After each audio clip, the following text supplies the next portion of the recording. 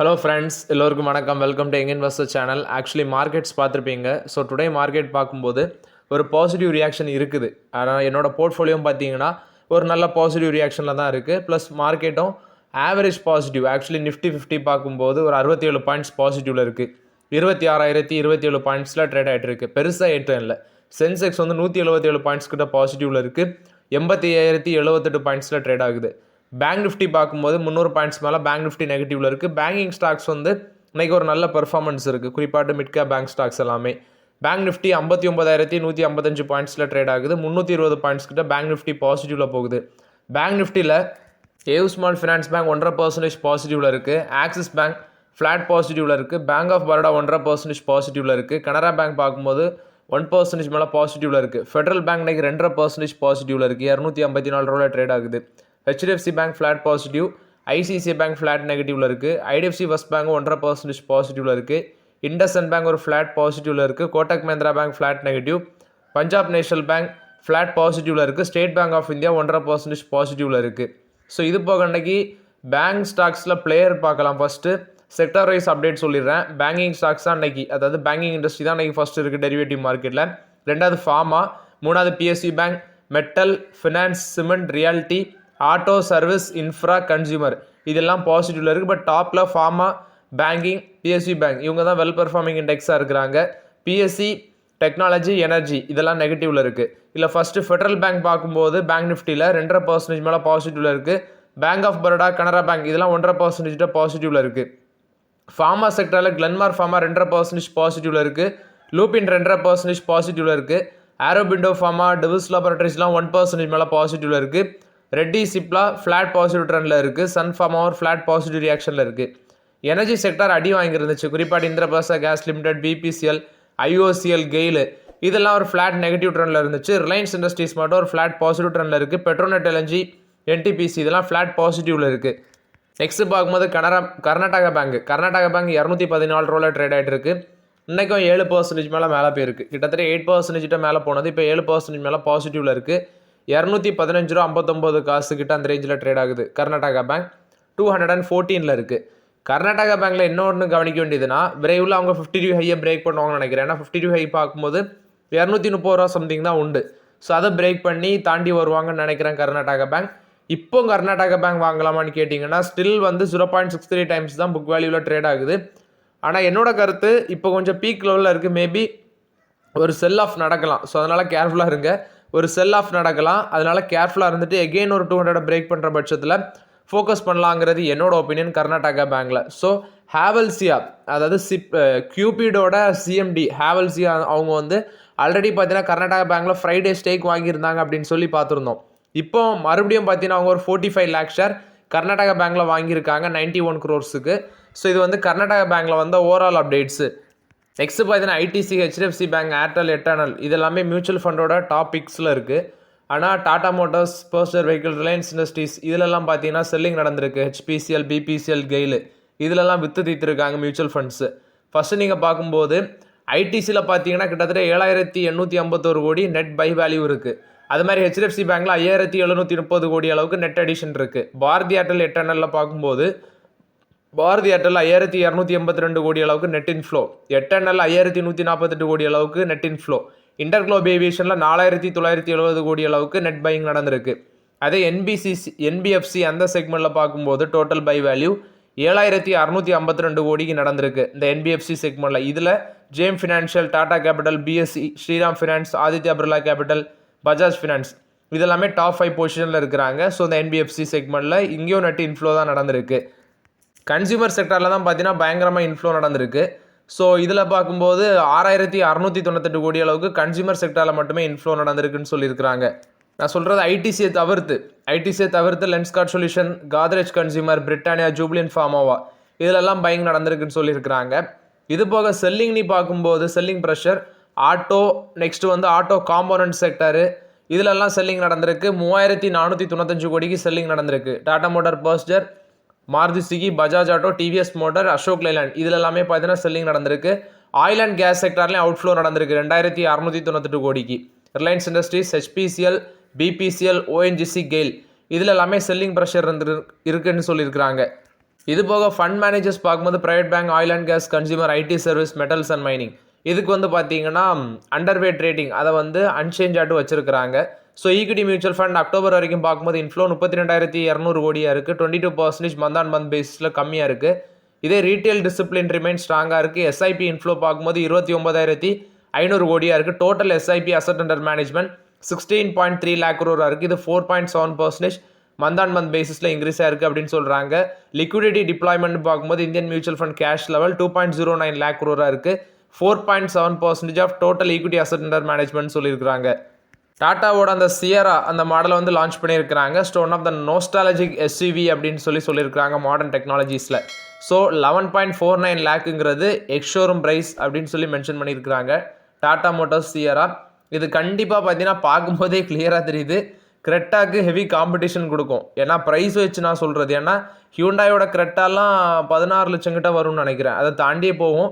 But இது ex-showroom price 11.49 lakhனா around tax அதெல்லாமே போக ஒரு 15 lakhsக்குள்ளே நின்றும் அப்படிங்கிறது ஃபீல் பண்ணுறேன். ஐ திங்க் ஒரு 15 to 14 lakhsக்குள்ளே நிற்கும்னு நினைக்கிறேன். எக்ஸ்ட்ரா ஒரு 3 lakhs டேக்ஸ் போட்டால் கூட அந்த ரேஞ்சில் நின்றும்.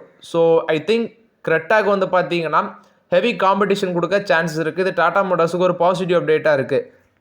ஐடிபிஐ பேங்கோட மெர்ஜர் பார்க்கும்போது இந்த கோட்டக் மஹிந்திரா பேங்க் வந்து ஐடிபிஐ பேங்கை வாங்கி உங்களோட மெர்ஜ் பண்ண போகிறதாட்டெலாம் நம்ம டீட்டெயில்ஸ் பார்த்துட்டு இருக்கோம்.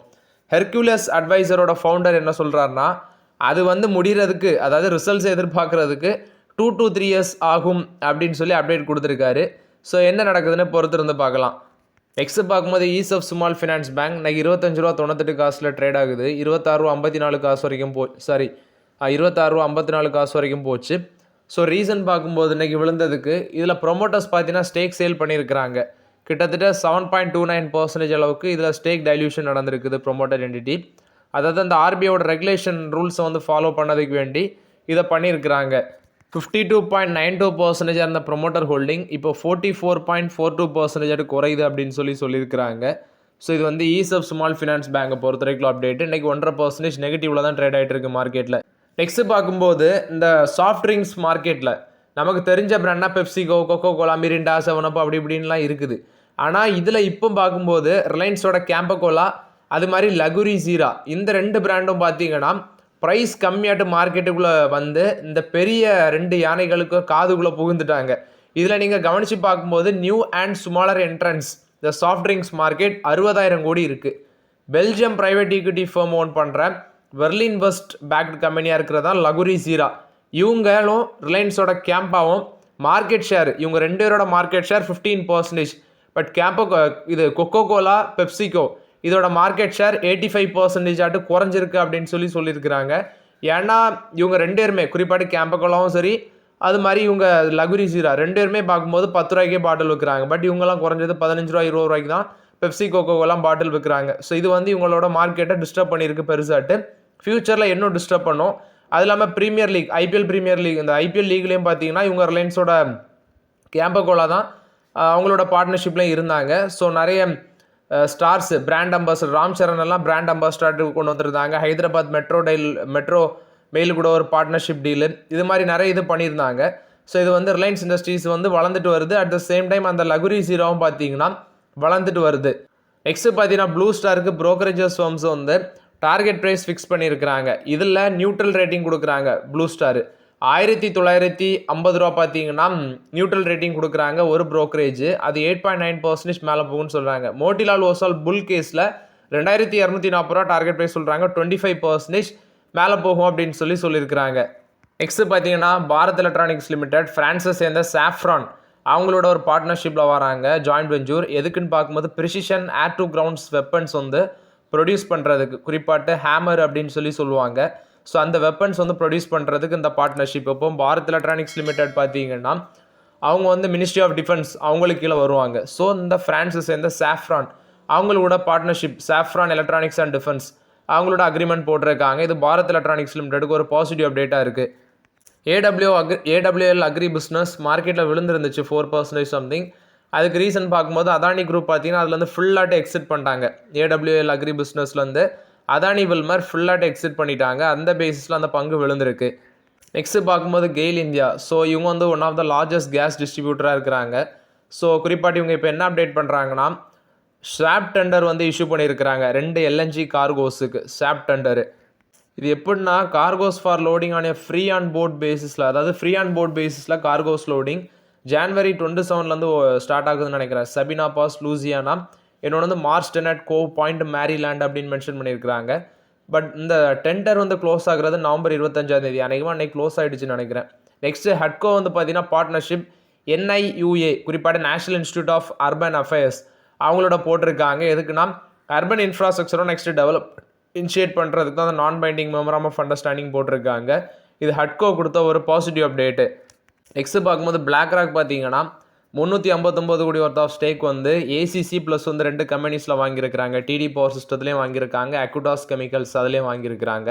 ஸோ இது வந்து ஷேர் பர்ச்சேஸு 359 crores அளவுக்கு பல்க் டீலில் இந்த 3 இந்தியன் கம்பெனிஸில் பிளாக் ராக் வாங்கியிருக்கிறாங்க. இது வந்து பிளாக் ராக் கொடுத்த அப்டேட்டு. ரிலையன்ஸ் இண்டஸ்ட்ரீஸ் இன்றைக்கும் ஒரு ஃப்ரெஷ் 52 ஹை டச் பண்ணியிருக்கு, 1559 ரூபா. JP மார்கன் வந்து ஓவர் வெயிட் ரேட்டிங் சொல்கிறாங்க, 1727 ரூபா சொல்கிறாங்க. 11% கரண்ட் லெவலில் வந்து மேலே போகும் அப்படின்னு சொல்லியிருக்கிறாங்க. இது வந்து ரிலையன்ஸ் இண்டஸ்ட்ரீஸை பொறுத்த வரைக்கும் அப்டேட்டு. அதானி என்டர்பிரைசஸ் பார்த்தீங்கன்னா, அதாவது அதானி குழுமத்தில் அதானி என்டர்பிரைசஸ் தான் one of the biggest company. அதுக்குள்ளே நிறைய கம்பெனிஸ் இருக்குது. Adani ports, Adani defence, Adani airport, Adani defence, next data centre business, infrastructure, இப்படி நிறைய பிஸ்னஸ் வச்சுருக்கிறாங்க. ஸோ இப்போ இந்த டேட்டா சென்டரில் பார்த்தீங்கன்னா அவங்க பெருசாட்டு எக்ஸ்பென்ஷன் பண்ணுறாங்க. ஏன்னா smart phone subscription, mobile data traffic இதெல்லாமே வளர்ந்துட்டு வரதுனால ப்ராட்பேண்ட் பெனிட்ரேஷன் இதெல்லாம் ஃபோக்கஸ் பண்ணி டேட்டா சென்டரை மேசிவாக எக்ஸ்பென்ஷன் பண்ணுறதுக்கு பிளான் போடுறதாட்ட அப்டேட் கொடுத்துருக்காங்க. இது வந்து அதானி என்டர்பிரைசஸ் கொடுத்த அப்டேட்டு.